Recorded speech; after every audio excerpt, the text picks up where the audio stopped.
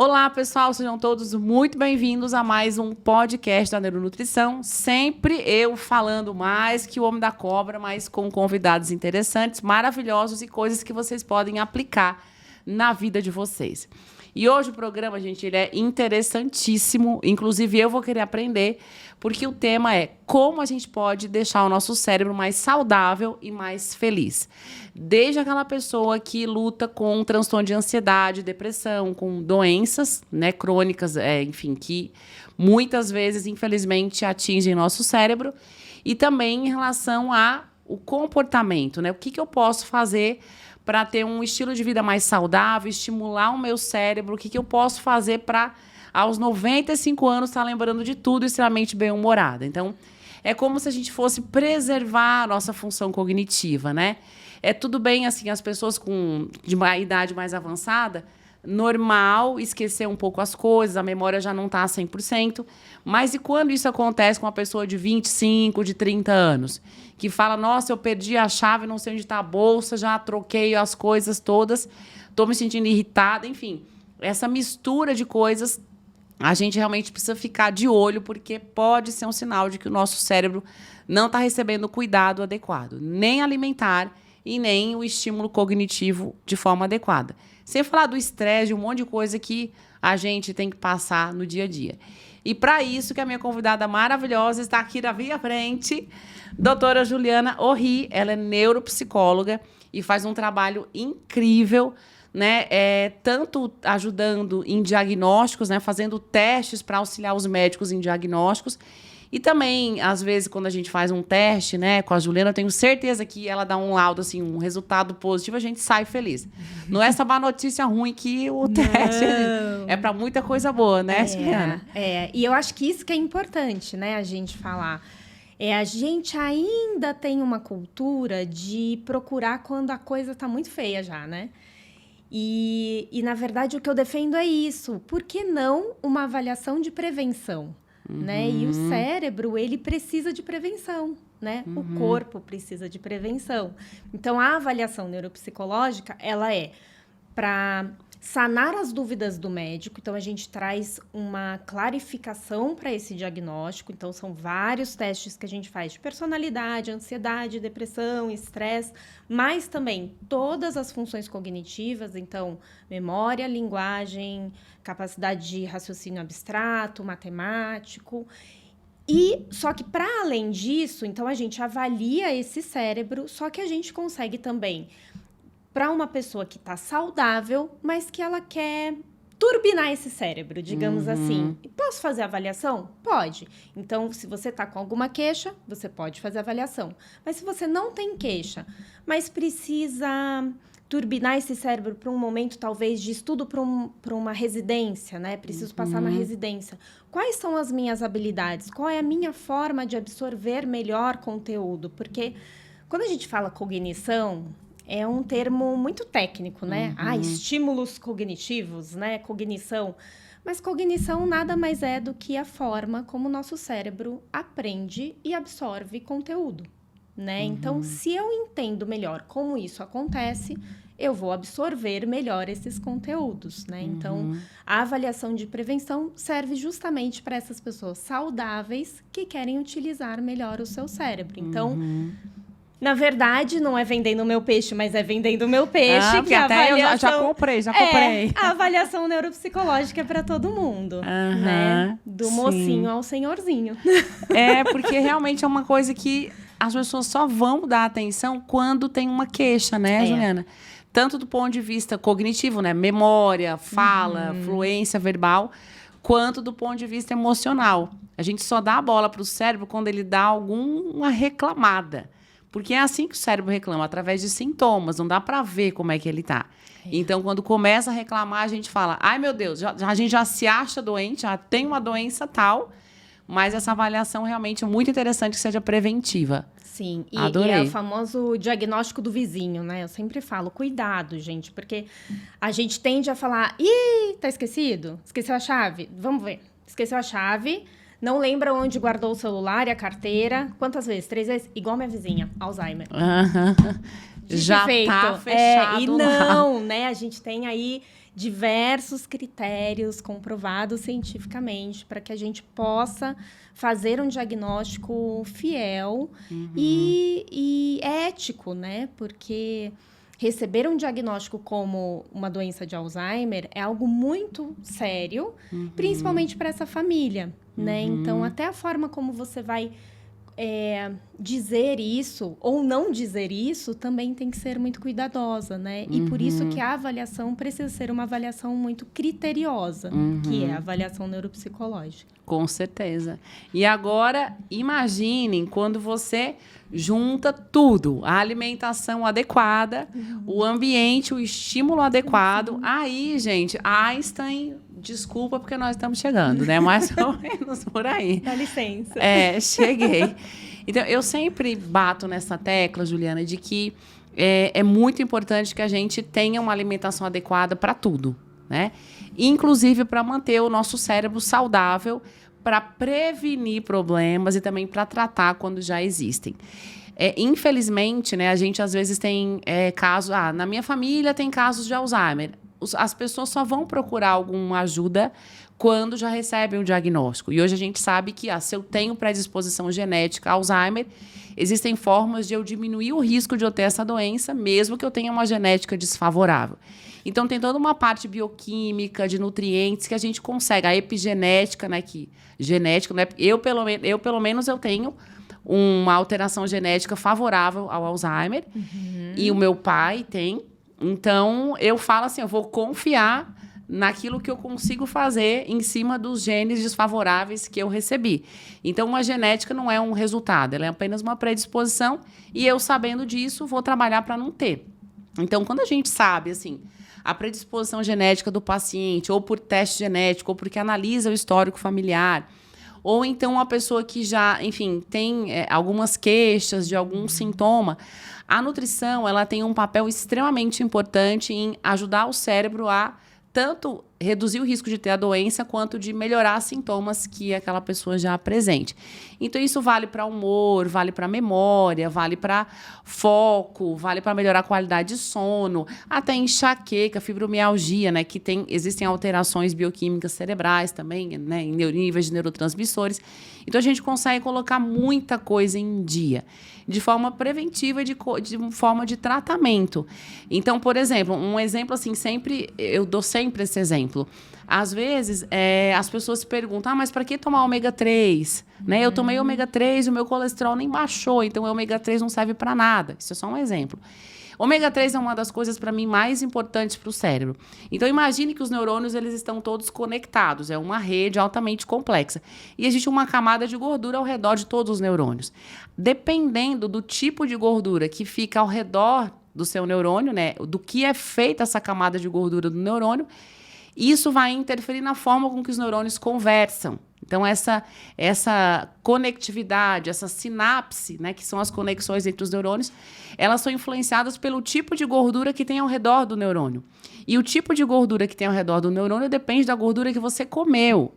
Então, hoje, essa alimentação cheia de gordura trans, de gordura industrializada, gordura saturada em excesso, muda a camada ao redor dos neurônios, o tipo de gordura que está ao redor deles, e atrapalha a comunicação entre eles. Então, tanto a parte emocional quanto a parte cognitiva ficam prejudicadas. Então, isso aí, não interessa se você tomou ômega 3 e o colesterol não mudou. Tem que consumir ômega 3 para ter uma camada, uma membrana neuronal bem bonitinha, do jeito que a gente gosta, né? E isso não se forma de um dia para o outro, né? Não, nossa. Eu sempre digo que essa contribuição externa, que depende da gente, né? Que são os estímulos cognitivos, que são os nutrientes, é como se fosse o Wi-Fi. Então, assim, não adianta você ter o WhatsApp e eu ter o WhatsApp. Então, temos neurônios, temos sinapses. Mas se não tem Wi-Fi, não rola comunicação. Né? E o que faz ter o Wi-Fi é justamente como a gente alimenta esse cérebro. E aí a gente vai alimentar esse cérebro com nutrientes, com exercícios, com qualidade de vida, com exercícios, né? Exercícios físicos. Então, lembrem sempre disso. Mas precisa fazer todo dia? Depende, se você não quiser hoje se comunicar ou não quiser comunicações, né, entre os seus neurônios, e essas comunicações, essas sinapses é que fazem você ser minimamente humano, porque senão você fica meio acéfalo, né? Sim. Você mesmo pode responder, será que precisa todo dia? Será que é um contínuo isso? Ou será que eu posso ficar 3 dias sem, 2 dias? É isso. Então, eu sempre gosto de fazer essa comparação, porque aí a gente dá um choquinho de realidade, sabe? Assim, para as pessoas entenderem que algumas coisas talvez não sejam opções, né? Exatamente. Faz parte da cesta básica, né? Exato. Do Albert Einstein que a gente está mirando aqui, né? Então, segura a gente. Exatamente. E assim, do ponto de vista nutricional, Juliana, a gente, obviamente, tem muitos nutrientes, muitos alimentos e fitoterápicos, suplementos que são envolvidos num cérebro mais eficiente, né? Em relação a foco, memória, atenção, concentração, fluência.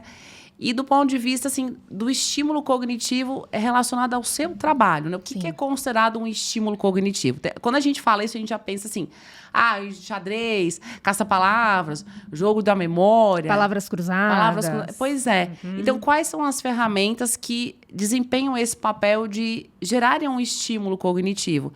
E também eu imagino que coisas do nosso dia a dia, né? Até mesmo a gente se aposentou, manter-se trabalhando, manter-se fazendo alguma função. Isso é. Eu agora quero saber tudo, porque eu já quero botar na minha lista. Inclusive, até vou já mostrar o livro. Gente, maravilhoso, tem até livro. Adorei, já quero fazer todos os exercícios. Pois acho que eu posso começar falando do livro. O livro surgiu justamente da gente tentando entender como é que a gente estimularia o cérebro para além das palavras cruzadas, para além do caça-palavras, porque esse é o beabá. Né? E aí eu recebia muitas famílias no consultório dizendo, mas minha mãe faz caça-palavras desde os 20 anos, todos os dias ela está no nível difícil mais, e ela está super esquecida. E ela não consegue mais buscar meu filho na escola, sei lá. Por quê? Porque o cérebro, ele tem uma capacidade enorme de adaptação. Então, aquele estímulo que você faz certinho, todo dia, igualzinho, vira automático e deixa de ser estímulo e vira hábito. E o hábito não forma novas conexões. Pensando nisso, juntei eu e Anderson Amaral, um beijo, Anderson, que é o autor que escreveu o livro comigo. Pensando nisso, a gente quis criar novos jogos que essas famílias pudessem fazer, não só com idosos, né? O livro Jogos Cognitivos, ele é para todas as faixas etárias. A gente vai lançar ainda esse ano um livro só para idosos, só para jogos para idosos, né? Só que esse aqui foi lançado justamente pensando nisso. Como é que a gente pode pegar o que a gente tem no dia a dia, que foi o que você falou, e transformar isso em estímulos interessantes para que esse cérebro toda vez se depare com, opa, isso é novo. Eu tenho que refazer aqui as conexões para conseguir resolver ou dar a solução para esse estímulo. Toda vez que a gente se depara com um desafio, mas é um desafio possível, não é um desafio Enem, né? Porque esses desafios impossíveis, eles desmotivam e não criam nenhuma conexão. Então, a gente pensou exatamente nesse grau de dificuldade. Então, o livro ele é todo desenhado para que uma pessoa leiga que nunca estudou sobre cérebro, por exemplo, uma filha que queira aplicar com a mãe, ou uma mãe que queira aplicar com a filha, né? Possa pegar o livro e usar como um manual, né? Então, e quais são os objetos, quais são os materiais que a gente usa? Copo descartável, colheres descartáveis, coloridos, usando sempre cores primárias, porque é fácil de estimular. Então, até aquela pessoa que está perdendo a memória, ou aquela criança que tem déficit de aprendizagem, por exemplo, a gente acessa o conhecimento primitivo dela, né? Então, a ideia do livro é que ele seja acessível a todo mundo. Essa é uma segunda parte do livro, que tem toda essa parte prática, mas a primeira parte a gente conta com profissionais de todas as áreas, é um livro multidisciplinar, cada um dando a sua visão teórica e técnica e extremamente especializada sobre o que é o estímulo cognitivo. Né? Então, a gente tem fono, educador físico, fisioterapeutas, terapeutas ocupacionais, psicólogos, arteterapeutas. Então, no próximo vai ter nutricionista, tá? Nutricionista especializada em cérebro, porque, gente, eu achei um luxo isso, sério. Sério, que honra. E é isso. Então, o livro, resumindo bem, né, ele tem esse objetivo, né, de tornar o estímulo cognitivo acessível, mas não acessível do fácil de comprar, porque a palavra cruzada você compra em qualquer lugar. Mas esse acessível de eu estar aqui numa reunião familiar, no almoço de domingo, e assim, junta esse copo, junta isso aqui, pronto, vamos fazer esse jogo. Né? Nesse sentido, porque a gente pode estimular o cérebro a todo momento, né?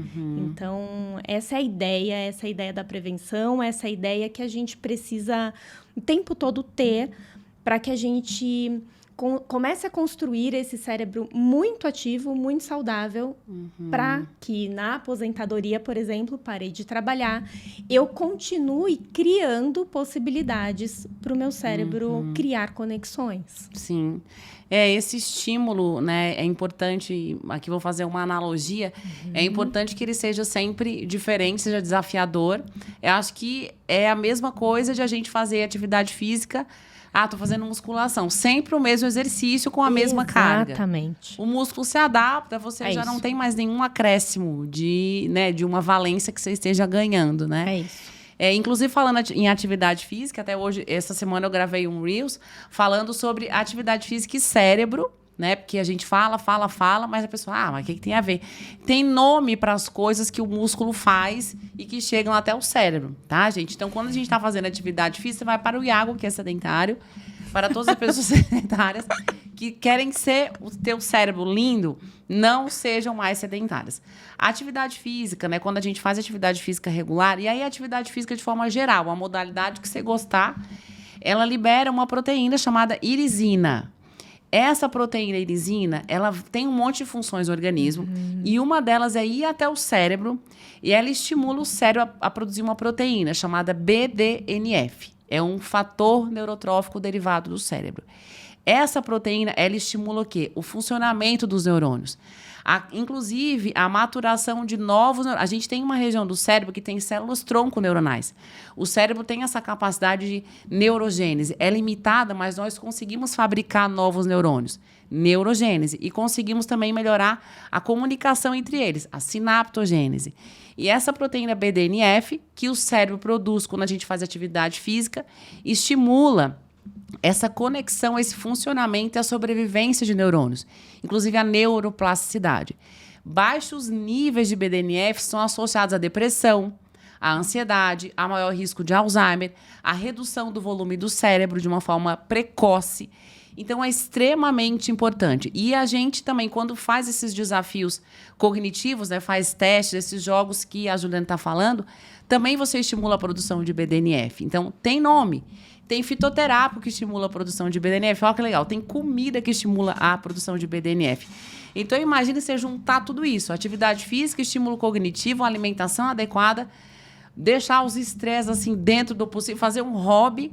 Gente, é disso que a gente precisa. Diminuir a lista de medicações, né? Porque é isso. Quando você fala de uma melhor nutrição, você está falando disso, né? Isso. Eu coloco mais nutrientes naturais, né? O que o meu corpo precisa e produz naturalmente, para eu parar de tomar remédio para acordar, tomar remédio para dormir, né? Porque a gente vive assim hoje, né? Isso. Você falou da neuroplasticidade, e aí, puxando um gancho um pouquinho para trás do que você falou sobre a predisposição genética, né? A gente acaba tendo a predisposição genética como uma sentença, né? E não é. Por quê? Porque existe a neuroplasticidade. Então, a neuroplasticidade nada mais é do que meu cérebro se molda a cada experiência minha, né? E aí eu te pergunto, se você juntar todas as suas experiências, dá um cérebro bom ou dá um cérebro meio, né? Depende da experiência. Pois é. Dá pra ter algumas ruins? Dá pra ter algumas, assim, né, para errar, para depois acertar? Dá. Mas não dá para você viver uma vida inteira apoiado numa predisposição genética. Né? Nesse sentido. Acho que a neuroplasticidade ela vem para mostrar para a gente que é possível transformar o que você quiser através de treinos. Treino cognitivo, um treino alimentar, né? Um treino de hábitos, um treino físico. Né? Basta a gente... Neuroplasticidade, eu falo que é uma palavra muito pop, né? Você tá assim, não conhece direito as pessoas, chega numa rodinha, quer chamar atenção. Tipo assim, e aí, neuroplasticidade, né? Pô, que alto, né? Neuroplasticidade. É chique falar isso, né? Chique, E eu acho que o oposto do que a gente quer para o cérebro é em relação a esse... Acho que é bem falado esse tema. Ao abuso de uso de telas. Né? As crianças, nós mesmos, mas imagina uma criança, um adolescente que está ali com aquele HD novinho em folha, né, em um processo de maturação de neurogênese aceleradíssimo, né? Quando mais jovens, tipo assim, não nós, não eu, né? Que você é jovem, né, Juliana? Então, então, esse uso abusivo de telas, essa acomodação mesmo cerebral, né? Isso é um problema, né? Dani, ao mesmo tempo é um mega desafio, né? Eu tenho Você também, né? Você tem filhos super novinhos. Eu tenho uma filhada de 16. E outro dia eu estava conversando com ela e aí eu falei, mas e o caderno, né? Como é o seu caderno? Aí ela, não tem caderno, né? Não tem... É tudo na tela, né? Então, é o computador na sala de aula, os livros são todos digitais, né? Não tem papel, não tem... E até essa coisa de perder a escrita, né? Manual, que é super importante. Por que é importante? Eu sempre falo isso. Escreve à mão o exercício. Eu imprimo, eu quero que você faça à mão. Todos os meus exercícios eu consigo passar para o tablet? Super consigo. Consigo fazer todos esses atendimentos para fora do Brasil, online. É super possível. Mas o escrever à mão é insubstituível. A gente tem terminações nervosas na mão que fazem com que esse estímulo cerebral, quando você faz o exercício escrevendo, multiplique essas conexões. Né? Então, é um desafio porque esses jovens, eles estão sendo bombardeados de estímulos, bombardeados de telas, ao mesmo tempo é como eles acessam todas as informações, é por aí. Então, assim, não dá para tirar, né? Não dá pra gente falar, chega de telas. E as próprias crianças, né?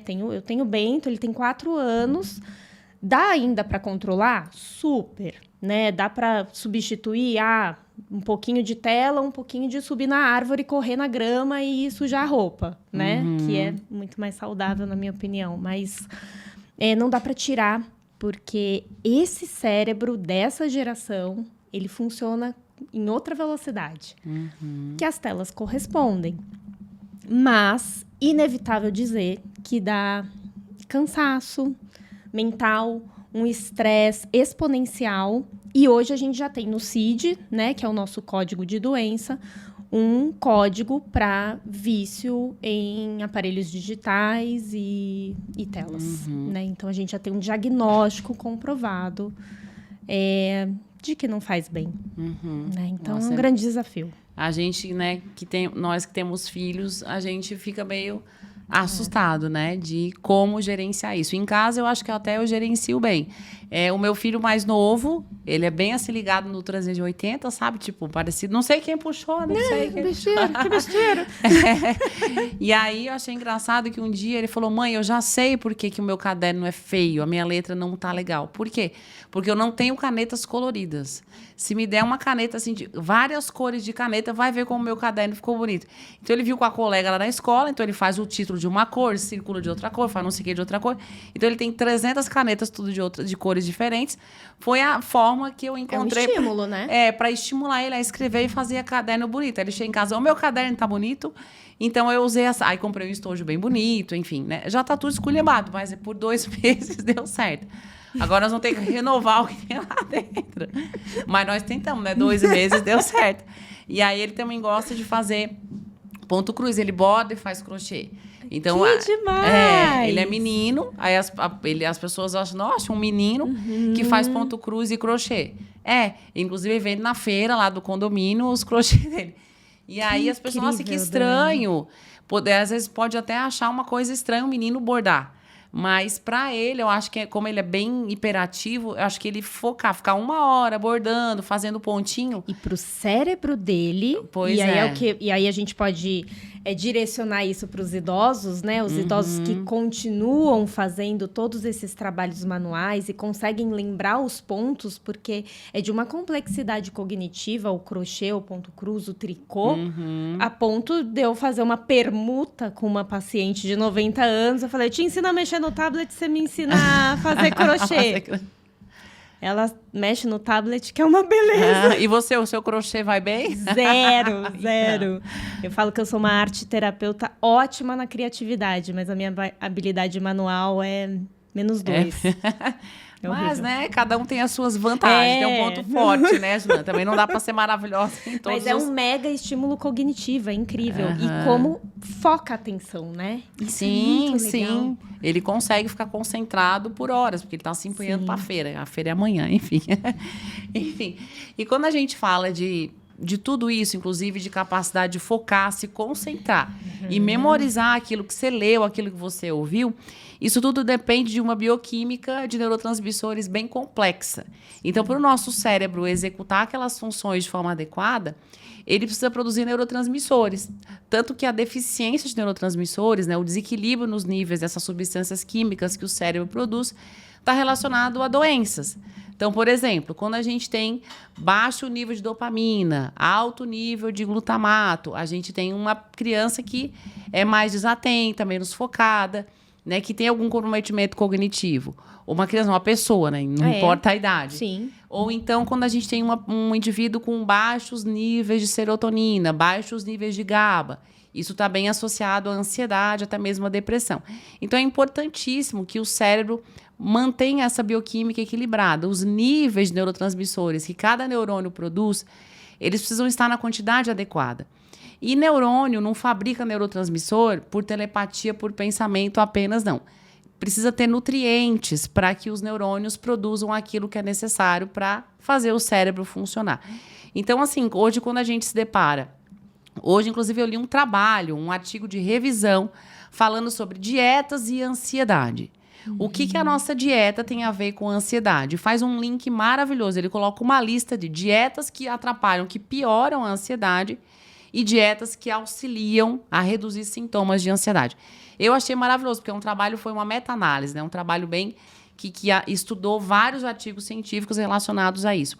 Então, hoje é muito descrito já na literatura que açúcar, que é adoçante artificial, excesso de sal, gordura industrializada, gordura trans, gordura animal, gordura saturada em excesso, farinha branca em excesso, corantes artificiais. Isso tudo danifica o cérebro, não é achismo. Isso não é chatice, né? Não a é gente nutricionista surtada. Exato. Não é. É pesquisa científica que fala isso. Então, enquanto a gente realmente não tiver uma alimentação adequada, é difícil para o cérebro produzir aquilo que precisa produzir. Ou mesmo a acetilcolina, né? Que é o neurotransmissor associado à memória.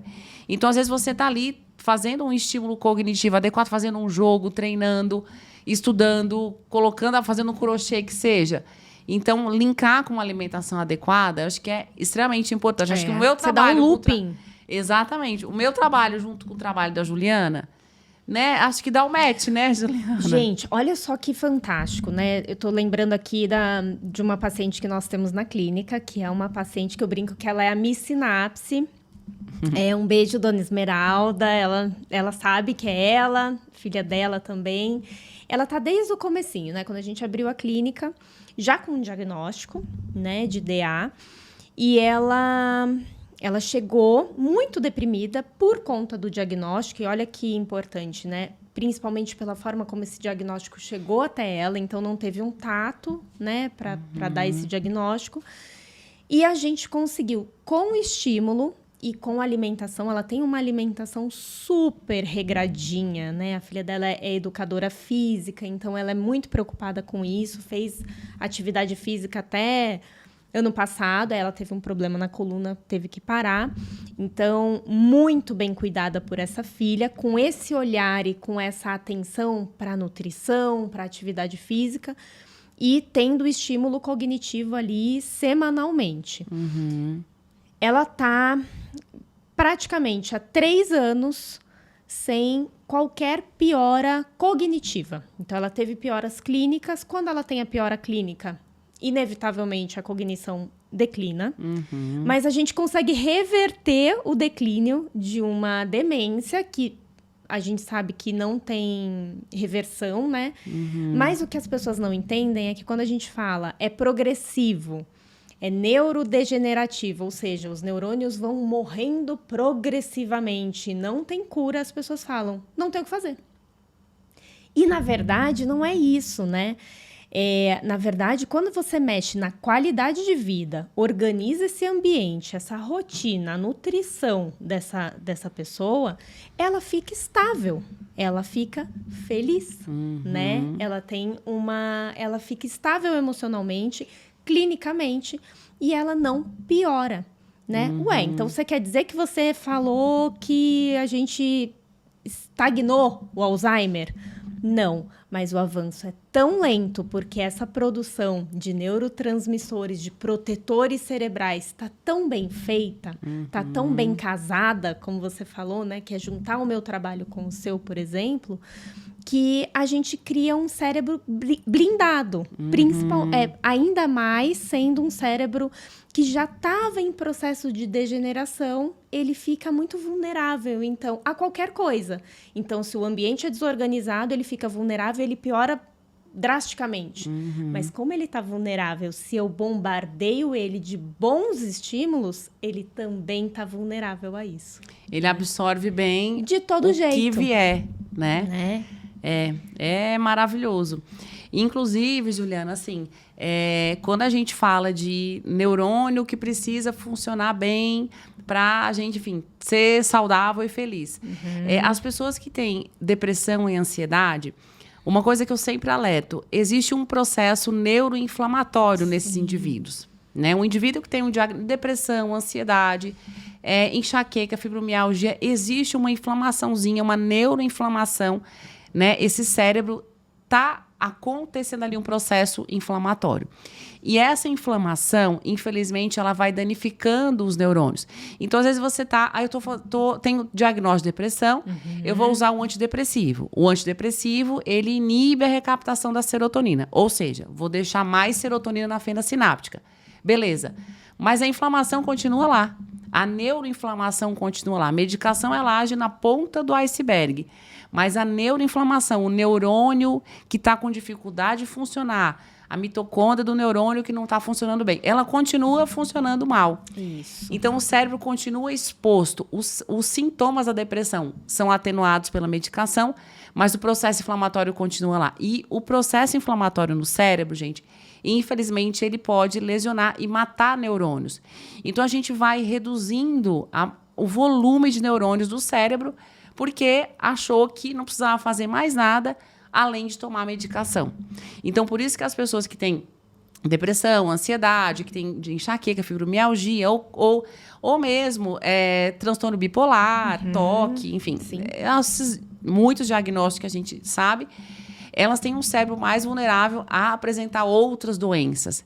Então, eu posso ter mais chance de ter demência, de ter Alzheimer, de ter Parkinson. São fatores de risco. Sim, exatamente. Então, gente, porque, assim, por mais que vocês tenham um diagnóstico em que vocês usem uma medicação, isso não exclui todo o resto.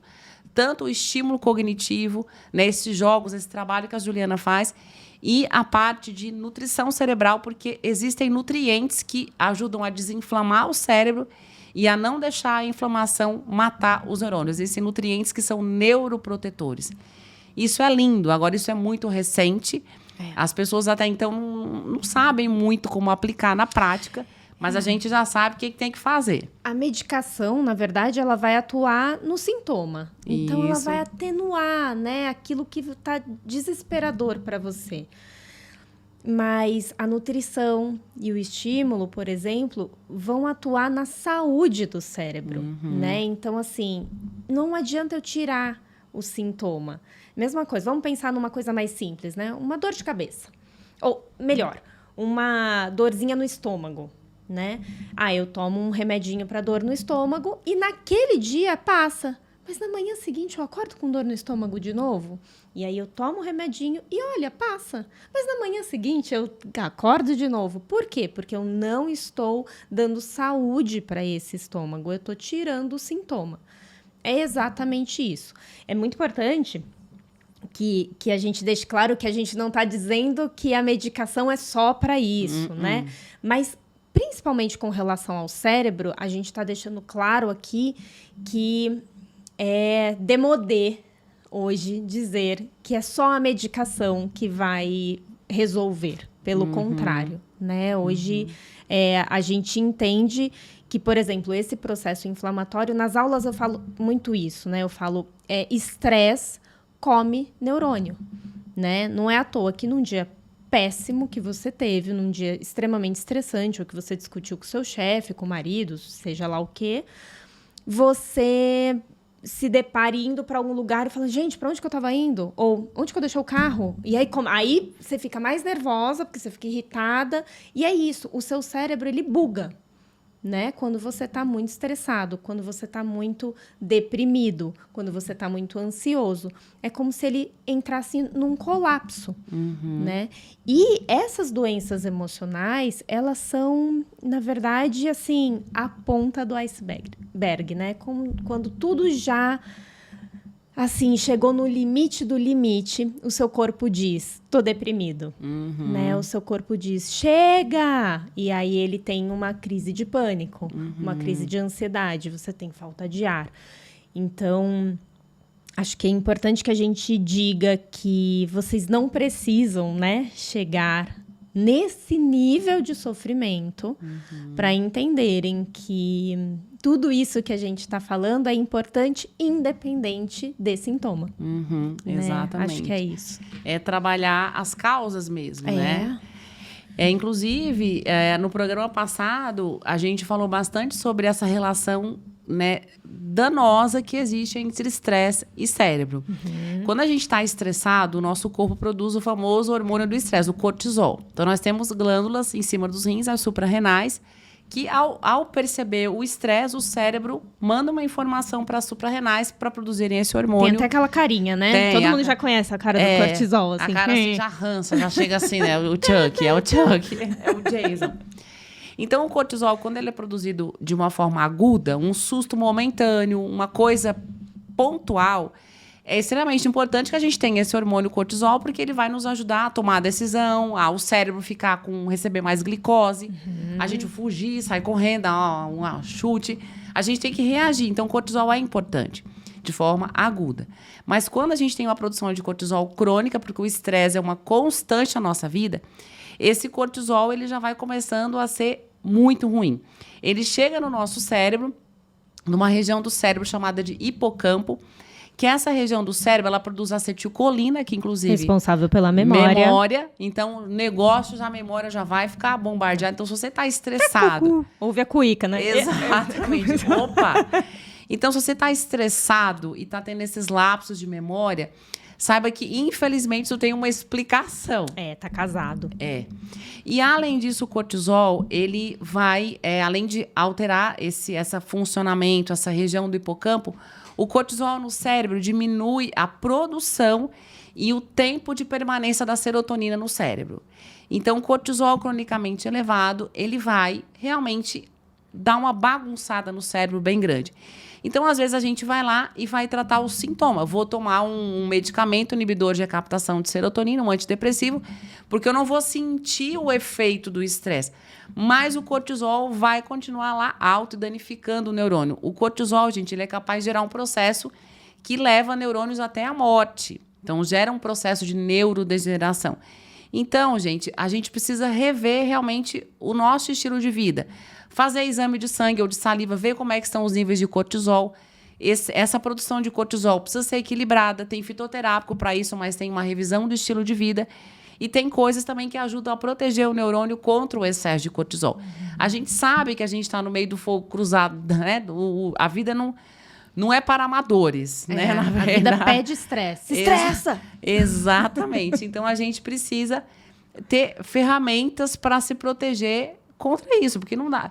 Às vezes fala, vão para Marte. Eu não sei nem o que tem em Marte, talvez seja pior ainda. Né? Então, tem que se proteger contra o estresse e aí é tiro para tudo que é lado, né, Juliana? E aí, aí vai pro lado oposto do estímulo, que também é importante, porque a vida não é só estímulo, mas a vida tá só estímulo, né? Que reduz um pouco os estímulos, porque não é o tempo todo tá estimulando, mas estimular da forma correta. E aí, o que é reduzir estímulo? Observar a sua natureza, né? O que é a sua natureza? Como o seu organismo funciona naturalmente? O que você precisa, assim, papum, para viver? Ar.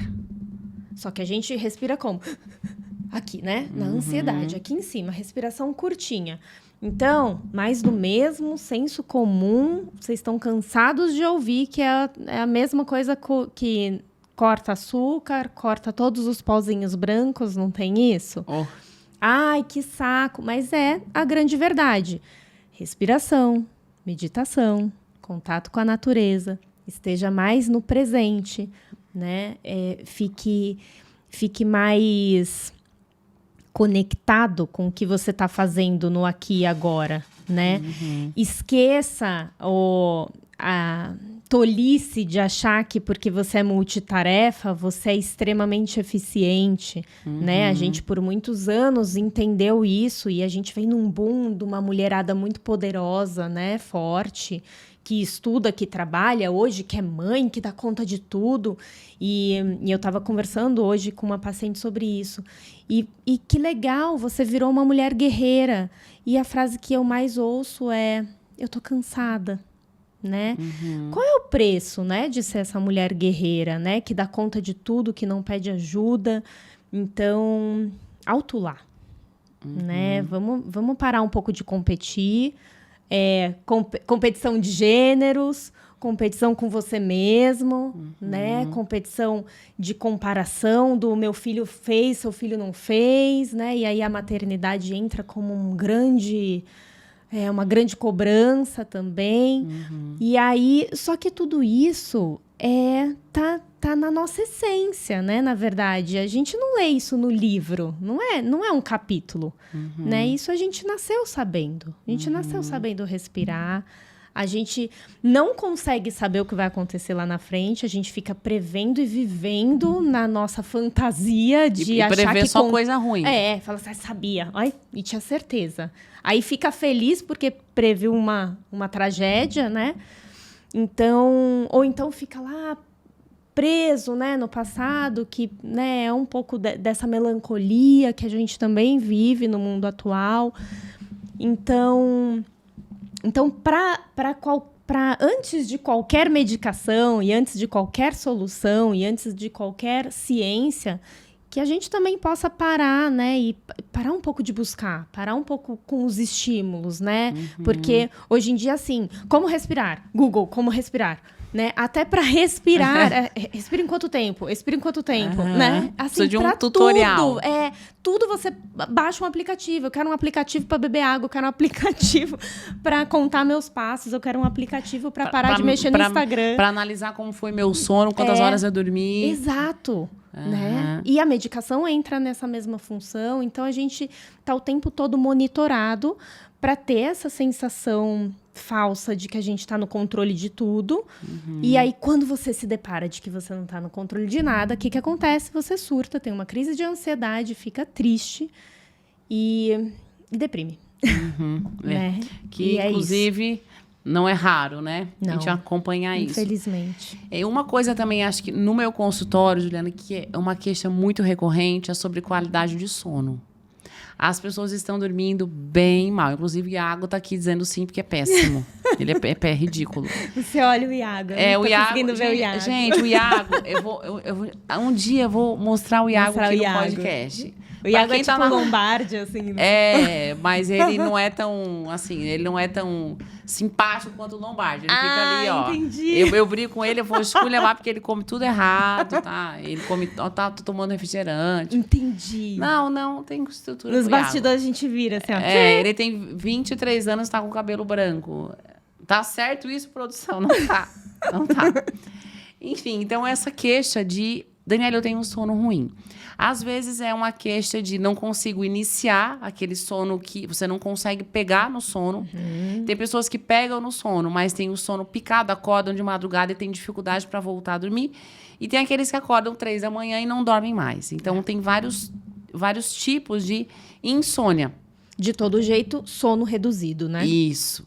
E aí tem aqueles, vou usar um medicamento. Existem alguns medicamentos que são indutores de sono, mas eles não vão respeitar a fisiologia do seu sono. Por mais que você adormeça, a qualidade daquele sono não é o que fisiologicamente deveria ser. E as pessoas hoje, elas estão muito dependentes de medicamento para dormir. Preguiçosas. Então... Desculpa, mas estão, né? Porque o remédio, ele é assim, né? E você criar, né, um hábito de higiene do sono, não é assim. Mas é muito mais eficaz, porque... fica, né? Porque é um hábito. Condiciona, né? O cérebro. E a higiene do sono, acho que você pode dizer muito melhor, ela inclui, né, uma dieta ali para aquele momentinho, né? Um chá determinado. Quais alimentos você ingere ali 3, 4 horas antes de você ir para a cama, né? Isso tudo faz muita diferença, né? Sim. De você comer um hamburgão, né? E dormir, acha que vai pleno. E acha que vai pleno, né? Agora vou. Tô cheinho. Isso. Eu tenho uma paciente que ela fala pra mim, Dani, eu só consigo pegar no sono se eu sinto o estômago muito cheio. E, na verdade, é o contrário. Quando a gente dá muito trabalho digestivo nessa hora, a tendência é que o seu sono seja de péssima qualidade. Só que ele se condicionou a ter que comer muito na hora de dormir para poder ter um sono de qualidade. E ele criou essa regra mental, né? Vira uma crença. Isso. E aí, se ele não come muito, ele deita na cama e fala, é hoje que eu não vou dormir. Então, ele já fica tão ansioso porque comeu menos que realmente ele não consegue dormir. Eu demorei bastante tempo para reverter isso e agora ele consegue já comer pouquinho e dormir. Oremos, Senhor. Mas você vê que às vezes são coisas... Mas você mudou a qualidade da alimentação dele. Do dia inteiro. A pessoa não come nada o dia inteiro e à noite ele quer comer pelo dia todo. Então, você tem que mudar café da manhã, lanche, comer mais no período da tarde, para não ficar sobrecarregando a refeição da noite, porque os estudos científicos mostram que uma refeição da noite muito exagerada, caprichada, sim, reduz a qualidade do sono. E o nosso cérebro, ele tem que produzir melatonina para dormir. Enfim, é um hormônio extremamente importante porque regula esse ciclo de sono, vigília, acordar e dormir. E melatonina também não cai do céu.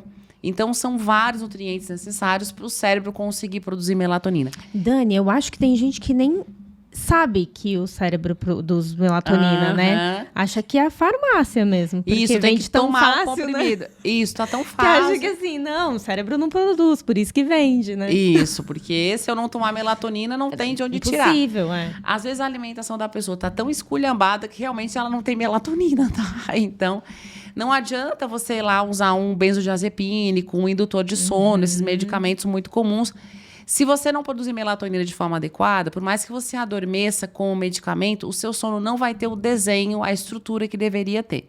Sim. Então, tem que produzir melatonina. E tem coisas que não deixam o cérebro produzir melatonina, que é a luz azul. As telas, gente, a tela do celular, a tela do tablet, do computador, à noite, incidindo essa luz azul, incidindo sobre a nossa retina, não deixa a melatonina ser produzida.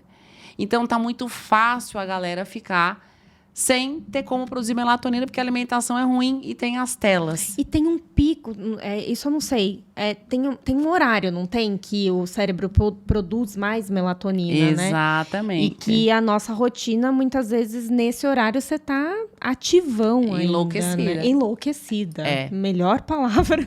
Literalmente. Né? Com o celular, assim, no cara. Resolvendo problema, respondendo coisa. A gente foi projetado para dormir e acordar com as galinhas. tá? A hora que o sol Gente, foi embora... eu faço isso, tá? É eu faço plena, isso. plena. Eu durmo às 9 e acordo às 5. O meu marido também. Vou dar essa dica pra ele. Então, a hora que escurece, a hora que acabou a luz, é hora de dormir. A hora que a luz volta, a luz do sol, é hora de acordar. É assim que o nosso cérebro, o nosso organismo foi projetado para funcionar. E aí seria o ideal, tá? Só que a gente faz um monte de coisa que não deixa.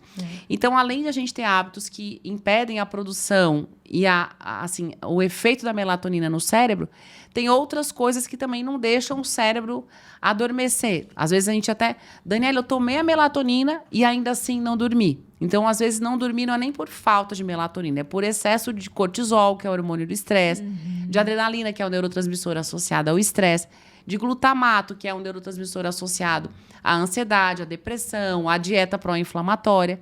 E também pode estar faltando GABA, que é um neurotransmissor que desliga o cérebro. Pode estar faltando adenosina, que é um neurotransmissor que desliga o cérebro. Então, tem uma bioquímica cerebral que precisa ser respeitada para você dormir, ter um sono de qualidade e adormecer e ficar dormindo pelo tempo que for necessário e acordar na hora certa. E tá tudo errado, né? Por exemplo, um chá de camomila, um chá de cidreira, um chá de mulungu, um chá de passiflora. São chás que atuam no cérebro como se fosse o GABA. O GABA é o neurotransmissor que desliga o cérebro. Então, tem coisas que têm esse efeito no cérebro, assim como tem coisas que ligam o cérebro demais. Então, não é hora de comer à noite. Acho que os estudos mais comuns de assim, o que eu tenho que comer antes de dormir. Tem estudos científicos falando que é bom comer kiwi. O kiwi, ele tem fitomelatonina. O kiwi produz a melatonina dele, que é igual à melatonina que o meu cérebro produz. Então, a gente comer alimentos que têm fitomelatonina são bem interessantes. E os mais comuns de encontrar em pesquisas científicas são kiwi e cereja. É umas frutas assim que não tá dando muito para ter todo dia, mas vai revezando com chá que o negócio. Não vai comer um hambúrguer e um bolo, né? Não, imagina. Inclusive, né, o meu marido falou: a gente vai sair do podcast e comer hambúrguer. Depois dessa, vai ficar em jejum, tomar chá, comer 8 kiwis e dormir bem cedo, que é para acordar com as galinhas aqui. Lá em casa não é com as galinhas, é com a calopsita, que abre o sol, aparece o sol, ela começa a cantar. E aí tem uma regrinha lá em casa, quando anoitece, a calopsita começa a gritar, porque ela quer ir dormir. E como a luz da casa tá acesa, ela grita, grita, grita. Aí a gente coloca uma capa na gaiola e ela vai dormir. Ela grita: vai dormir, meu povo, pelo amor de Deus. Aí fala: é hora de todo mundo dormir. Gente, ela é minha, eu acho. Pois é. E aí se acende a luz da cozinha, ela tá dormindo, ela grita. Ela dá um grito. Olha, aprendam com a calopsita. Ali a melatonina é linda. A gente tá errado. Eu às vezes olho realmente pro ciclo delas e falo: é assim que tem que ser. Mas, Dani, é isso, né? O que a gente estava falando do observar o orgânico, né? Qual é o fluxo natural das coisas, né? E é isso, não é tão difícil. Não. Mas a gente se treinou para ficar bagunçado mesmo, né? Mas é só destreinar, gente. Também não tem dá muito... Dá para dar uma ajudada, né? No estrago. Não, tudo tem solução, né? Então, mas a gente precisa retomar essa consciência, né? Eu, quando era criança, Juliana, tem uma cena que eu nunca esqueci. Eu estava no colégio, estava na 8ª série e teve um eclipse total do sol. Então, a gente estava muito empolgado para ver o eclipse do sol. E eu estudava num colégio, que era lá em Turvo, interior de Santa Catarina, que tinha pato, galinha, sei lá o quê. Na hora do eclipse, os patos foram tudo correndo pra casinha pra dormir. As galinhas não entenderam nada. Coitado. Aí deu 10 minutos, veio o sol, as galinhas enlouqueceram. Pra você ver como... É galinha botando ovo, é galo cantando. O cocoricó. 10h30 da manhã, cocoricó. Mas como? É o eclipse quando o sol veio. Então, eu nunca esqueci dessa cena. Sim. Eu digo, olha como a natureza, ela respeita o ciclo. E a gente adoece muito porque... principalmente em relação ao sono, porque briga, né, com isso. É tudo avacalhado. Eu adorei, nunca esqueci daquela cena. Ainda o padre, eu estudava num colégio, né, de freiras, e o padre era meu professor de geometria. Eu estava assistindo ao eclipse do lado dele e ele falou: Dani, quando ficar tudo escuro, observa o pato. E eu fiquei olhando mais pro pato do que pro eclipse. E eu nunca esqueci. Achei incrível. E é uma analogia. Uma grande lição, na verdade. Exatamente, né? Então, gente, hoje, como a gente já está terminando o podcast, né? Que dó. Quem está nos assistindo aqui na live do Instagram, terminou a live, vão dormir, tá? Essa é a regra. 6 horas da manhã, cara, todo mundo fazendo atividade física. Ninguém vai comer hambúrguer. Não, ninguém vai comer hambúrguer, só se for de meio-dia. Na hora de dormir, vai tomar suco de cereja com kiwi e vai arrasar esse chazinho de camomila, arrasa. E assim, a grande lição, acho que a gente tem disso tudo, é que os cuidados com o cérebro, eles precisam começar desde sempre. Quando uma mulher engravida, os cuidados já começam na gestação, a neurogênese, toda a formação do cérebro do bebê é extremamente sensível ao que acontece com a mãe durante a gestação. Então, estresse materno, doenças, inflamação, alimentação ruim, agrotóxicos. Hoje, a gente relaciona isso tudo muito, inclusive, a autismo, a crianças com TDAH, muito associada ao ambiente intrauterino, que já não foi legal. E ao longo de toda a vida, o nosso cérebro ele sofre ou se beneficia com aquilo que a gente faz ou deixa de fazer. Seja um estímulo, seja uma alimentação, seja a forma que a gente lida para o estresse, atividade física. Então, comecem desde sempre a cuidar do cérebro de vocês. Se vocês querem manter um cérebro saudável, funcionando e com 95 anos lembrar de tudo, inclusive falar da vida dos outros, que, né? Eu adoro a avó que quer saber disso, quer fica saber na janela, daquilo. né? Entra no Instagram, imagina, vocês viram aquilo. Eu acho o máximo. Então, eu acho que isso precisa ficar na nossa cabeça desde sempre. Sim. Né, Juliana? E só concluindo, né, e fechando um pouquinho, pegando um link do que você falou, a neurogênese acontece desde a gestação e o nosso cérebro começa a perder conexões a partir dos 30 anos, né? A gente acha que é 65, né? Cravou idoso ali e começa a perder. Não. Então, hoje na clínica, né? E falar um pouquinho da clínica também, eu sou sócia-diretora da Clínica Sinapse, que é uma clínica multidisciplinar. Somos em 3 sócias, eu e mais 2 geriatras, doutora Fernanda e doutora Núria. Então, quando você deve procurar um geriatra, né?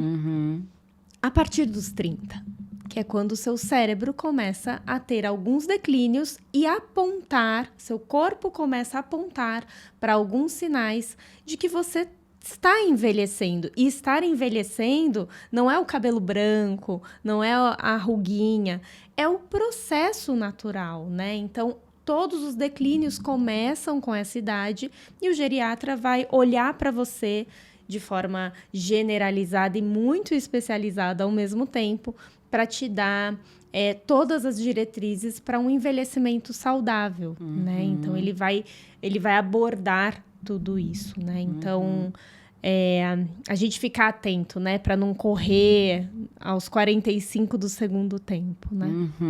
E procurar um geriatra, professor de educação física, psicólogo, terapeuta, nutricionista, para depois não ter que ir, né, no nefro, no reumato, no psiquiatra, no neurologista, porque as coisas já saíram do controle, né? Então, e são médicos, enfim, são profissionais, obviamente, maravilhosos, que a gente precisa, mas que a gente pode depender menos de tanta medicação e de tanto diagnóstico ruim para viver. E começa desde sempre. É o famoso cuide sempre de si para não precisar ser cuidado o tempo todo, né? Exatamente.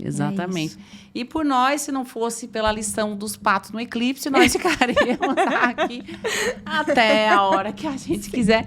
Mas, Ju, eu vou dizer um negócio para você. Tem mais coisa para nós falar. Nós vamos ter que marcar outro programa, eu amei. Né? Não, aqui... E eu quero trazer a galera da clínica aqui. Não, já vai me passar uma lista, já estão todos condenados a terem que vir aqui, né? Condenados. Então, já tá todo mundo lascado. E não vamos esquecer assim, se você está assistindo o programa pelo YouTube ou pelo Spotify, vão lá e sigam a gente no Instagram. Eu, @DaniLodete, Dani com Y. E a doutora Juliana também. Doutora Juliana, por favor, diga para o povo onde eles encontram você no Instagram, né? No Instagram @doutora DRA Juliano Ri, tudo junto. Tem o Instagram da clínica também, né? Que é @clínica_sinapse, sinapse com Y. E para quem quiser o livro, aliás, eu acabei nem falando, Dani, é um presente para você. Gente, já quero, então, lá em casa todo mundo vai entrar, quem não quero quiser, nem saber. O livro vocês conseguem... a gente tem muitos exemplares na clínica, né? Então, na Clínica Sinapse, aqui em Jundiaí. E pela editora WAK. Vocês encontram vários exemplares. O livro já está na 2ª edição. E acredito que esse ano a gente ainda lança os jogos cognitivos para a população idosa. Ou seja, vamos até a 18ª edição, porque o livro arrasou, eu tenho certeza, viu? Gente, muito obrigada por terem acompanhado esse programa. A gente sempre pensa tudo com muito carinho. Espero que ele tenha sido útil, que tenha aberto os olhos e o coração de vocês para um estilo de vida mais saudável e para como o cérebro precisa de cuidados para você ficar bem e tudo funcionar bem. Então, cuidem desde sempre, não quando o negócio já está meio desorganizado. Viu? Muito obrigada, Dani. Foi uma delícia. E a gente vai pensar em mais temas. Obrigada pelo convite. Com certeza estaremos aqui. Um beijo, gente. Até o próximo programa. Tchau, tchau.